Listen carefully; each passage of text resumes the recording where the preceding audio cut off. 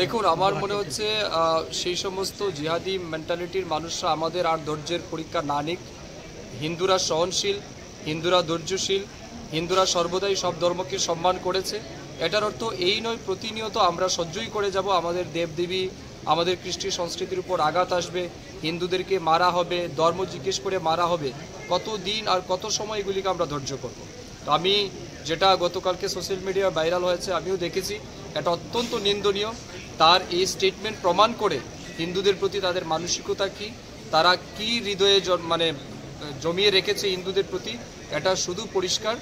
এবং এটাও আমরা পরিষ্কার, যেদিন তারা সুযোগ পাবে সেদিন কিন্তু তারাও বাংলাদেশ, পশ্চিমবঙ্গ কিংবা অন্য জায়গায় আমরা যেটা দেখছি এটাও ত্রিপুরাতেও তারা করার জন্য হয়তো তারা অপেক্ষায় আছেন, যেদিন সুযোগ পাবে তারা করবে। তো বিশেষ করে আমি হিন্দুদের বলবো, আপনাদের সতর্ক থাকতে হবে, আমাদের সতর্ক থাকতে হবে, ইউনাইটেড হতে হবে। কারণ এটা কোনো রকমের ধর্মীয় কালচার নয়, এটা হচ্ছে আতঙ্কবাদীর একটা বিচারধারা। এই আতঙ্কবাদীর বিচারধারার বিরুদ্ধে আমাদের সবাইকে লড়তে হবে, মুসলমান সমাজের লোককেও এগিয়ে এসে লড়তে হবে। জম্মু কাশ্মীরে বর্তমানে যে সমস্যাটা হয়েছে, এতে সবচেয়ে ক্ষতি কার হয়েছে? জম্মু কাশ্মীরে বসবাসরত মুসলমানদের হয়েছে। তাদের রুজি রুটির উপর লাথি মেরেছে, তাদের যে ব্যবসা বাণিজ্য তার উপর লাথি মেরেছে।